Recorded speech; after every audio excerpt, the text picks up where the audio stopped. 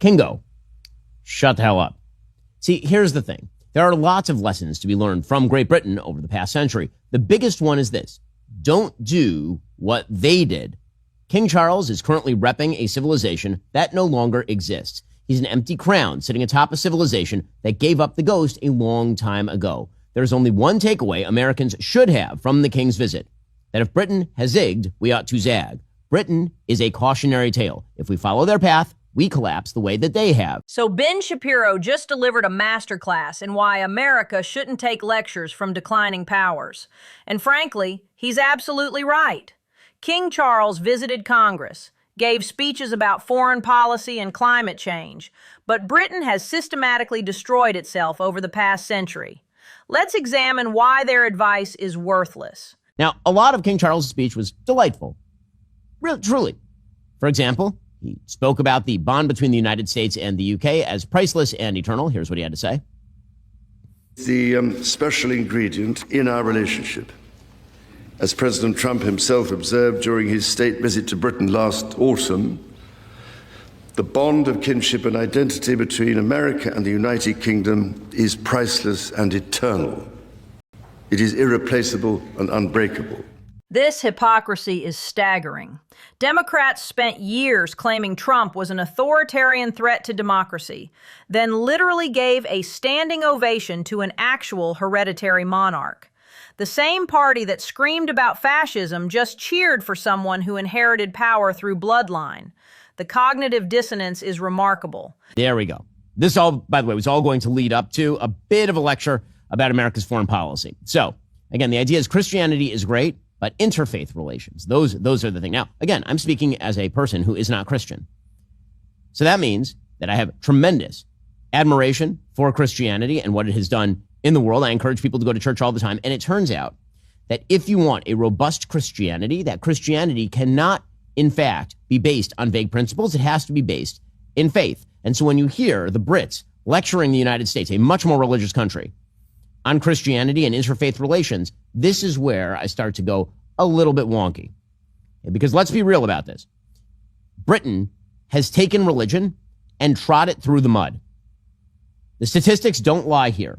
According to the UK's 2022 census, 51% of people in the UK identify as having no religion. According to a 2024 British Social Attitude Survey, 9% of the population, 9% attends a religious service once a week or more. And as far as Anglican identity, it doesn't exist anymore. These statistics are devastating for Britain's credibility. While 65% of Americans still identify as Christian and 36% attend services regularly, Britain has become essentially post-Christian. Only 9% attend weekly services versus America's much higher rates. Yet they're lecturing us on faith and values? It's absurd. Meanwhile, the radical increase in radical Islam in the kingdom has been overwhelming. 15% of London minimum at this point is Muslim. A huge percentage of those people are radicalized. According to one survey conducted in 2016 by the Polling Exchange, 4% of British Muslims, 4% say that 9/11 was created by Al-Qaeda. 7% say the Jews. 31% say the American government. Britain imported millions of people who believe this. Millions of people. This is where your interfaith nonsense has gotten you. These polling numbers reveal Britain's catastrophic immigration failure. When nearly a third of British Muslims blame America for 9/11, that's not integration. That's importing anti-Western ideology wholesale. The royal family championed this multiculturalism, while ordinary Britons face the consequences of these failed policies daily. Interfaith is going to tolerance for radical Islam, which is why today, the day after King Charles visited the United States, there was an attack in Golders Green, which is a very heavily Jewish part of London, in which a radical Muslim took out a kitchen knife and just started stabbing people who were wearing Jewish garb. Here is some of the horrendous video. You can see here is a radical Muslim. He's walking down the street, takes out a knife, and literally just attacks a man wearing a yarmulke on the street. He ended up stabbing two people on the street before he was taken down by guards in Golders Green. The timing here is perfect irony. Charles lectures America about interfaith dialogue one day, then Jewish citizens get stabbed in London the next.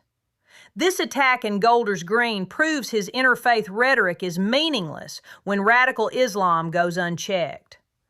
Britain's approach has demonstrably failed to protect its minorities. We should mention that the UK has destroyed its own economy on the basis of this nonsense.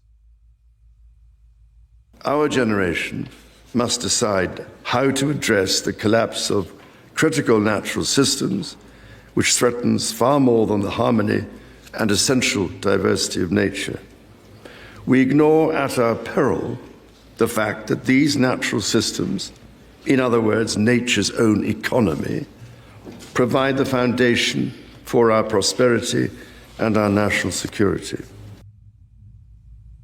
Hey, again, listening to the Brits lecture us on energy production is ridiculous. Britain's energy hypocrisy runs deep. They've imposed crushing green regulations that destroyed their economy, yet still depend on fossil fuels for 78% of their energy. Meanwhile, America leads global oil and gas production. We're energy independent while they lecture us from their position of energy poverty and dependence. Listen to this person lecture the United States, the world's great hegemon, on what we ought to do from a country that decided to defenestrate itself over the course of the last century is pretty galling. And we know what went wrong for Great Britain. We know what went wrong. Even after World War I, where they had suffered extraordinary losses and where financial leadership had largely been ceded to the United States because the United States was the borrowing center for the British. Even after that, the global empire really was not America's yet. Global empire was still Great Britain's. And then they decided between World Wars I and II that they were going to become pacifists, that they were going to move away from defending themselves, their civilization. Famously in 1933, there was a resolution at Oxford University at their debate club, the so-called King and Country Resolution, in which the students voted, quote, that this house will under no circumstances fight for its king and country. And this was reflective of British sentiments. There was an attempt in the aftermath of the cost of World War I to recede from global leadership. And you know what ended up happening? The Oxford Resolution was a turning point that exposed Britain's elite self-loathing. When your best universities publicly reject defending civilization, decline becomes inevitable. This pacifist mentality spread throughout British institutions, creating the weakness that made World War II's devastation possible in the first place. In 1942, there was something called the Beveridge Report in the middle of World War II. And it was a report arguing essentially for large-scale socialism in Great Britain. This is where the phrase cradle to grave welfare state comes from. It comes from the Beveridge Report. And after World War II, Britain embraced that in full. And what that meant was basically blowing out global leadership in favor of domestic spending and destruction of their domestic economy. At the beginning of the 20th century, for example, government in Britain spends about 0.5% of GDP on health. As of April 2026, that number is 11.4% of GDP. At the beginning of the 20th century, the British government spent about 0.7% of GDP on social protection. Today, UK welfare spending is almost 11% of GDP. In total, as of early this year, the UK's government expenditures are approximately 44 to 45% of their entire GDP annually. By way of contrast, the United States, we spend a lot of money here in the United States, it's like 22%. Britain gave up the ghost. These numbers tell the story of civilizational suicide. Britain went from spending 1.2% of GDP on government to nearly 45% today. That's not progress. That's choosing welfare dependency over global leadership. America spends about 22% by comparison. They literally chose decline through socialist redistribution. And one of my favorite poems is a poem by the poet Philip Larkin, a British poet who's writing in around 1960. And he wrote a poem called Homage to a Government. And it ends this way. Next year, we shall be living in a country that brought its soldiers home for lack of money. The statues will still be standing in the same tree-muffled squares and look nearly the same. Our children will not know it's a different country. All we can hope to leave them now is money. And he was lamenting the demise of the British Empire in favor of, again, domestic redistributionism. And as it turns out, the Brits can't even leave their kids money, because when you give up global leadership, and when you give up the free markets, and when you give up private property, and when you skew in favor of socialist idiocy and global weakness, you become irrelevant. So you don't get to come here and lecture us about that. Those are the lessons. Don't give up global leadership when you have it. Larkin captured Britain's tragic choice perfectly, trading empire for welfare state. They thought they could maintain prosperity while abandoning global responsibility. Instead, they got neither prosperity nor relevance. The poem predicted exactly what happened: cultural and economic collapse disguised as moral progress. It's pretty rich. And I weep for the Germans that their energy prices went up. Oh, that's sad. Maybe you guys shouldn't have completely destroyed your own energy supplies via green revolution nonsense. Maybe it turns out that your facilitation of the Russian bear led to the invasion of Ukraine because you made yourself dependent on Russian oil for years. Being lectured because you're having a rough economic time in Germany. Oh, that's sad. That's sad. Here's my tiniest violin. Here's Friedrich Merz. The Americans clearly have no strategy, and the problem with conflicts like this is always that you don't have just to go in, you also have to get out again. We saw that all too painfully in Afghanistan for 20 years. We saw it in Iraq. So this whole affair is, as I said, ill-considered, to say the least. At the moment, I cannot see what strategic exit the Americans are now opting for. Okay, a little bit later on, we'll get into President Trump's actual strategy. By the way, comparing Afghanistan, where he had literally tens of thousands of boots on the ground, and Iraq, where he had hundreds of thousands of boots on the ground, to Iran, where you have 0 boots on the ground, and basically we are just stopping shipping coming out of Iran at this point. Germany's moral authority on foreign policy died when they made themselves dependent on Russian energy while lecturing others about democracy. Their green revolution created the weakness Putin exploited. Comparing Trump's naval blockade to ground invasions shows they fundamentally misunderstand modern power projection. The Chancellor of Germany, Friedrich Merz, thinks it's okay for Iran to have a nuclear weapon. He doesn't know what he's talking about. If Iran had a nuclear weapon, the whole world would be held hostage. I'm doing something with Iran right now that other nations or presidents should have done long ago. No wonder Germany is doing so poorly, both economically and otherwise. President Trump, he ain't wrong. Okay, we'll get back to the president's Iran strategy, which actually is quite a good strategy, in just a second. It turns out that blockade is having massive impact on Iran. And the Iranian regime is in serious, serious trouble. We'll get to that in a bit. Trump nailed it completely. Germany's weakness enabled Iran's nuclear program by opposing effective pressure. Their energy dependence on authoritarian regimes proves they can't distinguish between allies and threats. Trump's Iran strategy succeeds precisely because it ignores this European weakness and appeasement. That's weird because it turns out that Iran's rial is trading at an all-time low. We are talking about 1.8 to 1.9 million per dollar. Their economy is basically dead. Operation Economic Fury, there's a case to be made, has been more damaging by far than actual Operation, whatever it was called, Fury.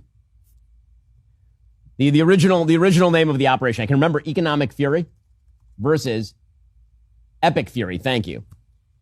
I even forgotten about it because it's been a while since Epic Fury. In any case, Epic Fury has been, in some cases, it's been effective for sure. In some cases, even less effective than Economic Fury, which is the thing continuing. And the president is loving it. There are reports out today that the blockade on Iran's government may remain in place for weeks to come, which is fairly easy for the United States, right? We're not dropping a lot of bombs. We're not flying a lot of sorties. We've got ships that are stopping other ships and turning them back. The numbers prove Trump's strategy works brilliantly. Iran's currency collapsed from economic pressure alone. No American casualties, no boots on ground. This is smart power projection that achieves maximum strategic effect with minimal risk.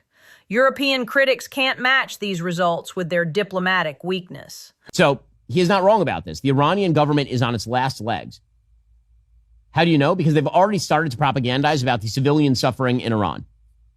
right? This is always the last vestige of a dying regime, is that they start to talk about the suffering. You know how to end the suffering right now. You give up your nuclear weapons. The suffering ends right now. Give up your nuclear weapons. Stop developing long-range ballistic missiles. Stop funding terrorist groups. It's really simple, actually. According to the Wall Street Journal, war has imposed a heavy cost on Iran's economy, more than 1 million people out of work, soaring food prices, a prolonged internet shutdown that has slammed online business. And the question is how much more pain Iran's leaders are willing to tolerate as they try to negotiate a favorable end to the war. American officials are betting Iran will soon crack because of the deepening economic crisis. Iran is betting the U.S. will crack first. Well, here's the thing. This is very short-term stuff for Iran. Iran cannot continue this for months and months and months and months. They cannot. Iran's propaganda about civilian suffering proves the blockade is working perfectly. When regimes start complaining about their people's hardship, they're preparing for surrender. Iran could end this immediately by abandoning nuclear weapons. Their choice to continue proves they value weapons over their citizens' welfare. As far as the sort of overarching trends, the grievance culture that has now spread throughout the West, one symptom of that is anti-Israel belief. It is basically a mapping of domestic economic concerns onto foreign policy. So the idea is anyone who is successful is an exploiter. Any country that is powerful is an exploiter. The West is innately guilty for the failure of non-Western cultures. And when you extend that to the Middle East, and you look there, and there's only one westernized country, there's only one truly successful country, and it's Israel. And so this is why you will see people like Ta-Nehisi Coates claiming that Israel is the white oppressor in the Middle East. Never mind the fact that half of Israel is brown, meaning Mizrahi Jews, right? Jews from Arabic countries. But that is the basic model. In the same way that people are angry at the successful in their societies because they feel the successful have set up the system for their own benefit, for that same reason, they've now decided in conspiratorial fashion that at the top of that apex predator heap are the Jews who must be defenestrated from the top of that pile. This analysis connects everything perfectly. Western grievance culture that destroyed Britain now targets successful nations like Israel.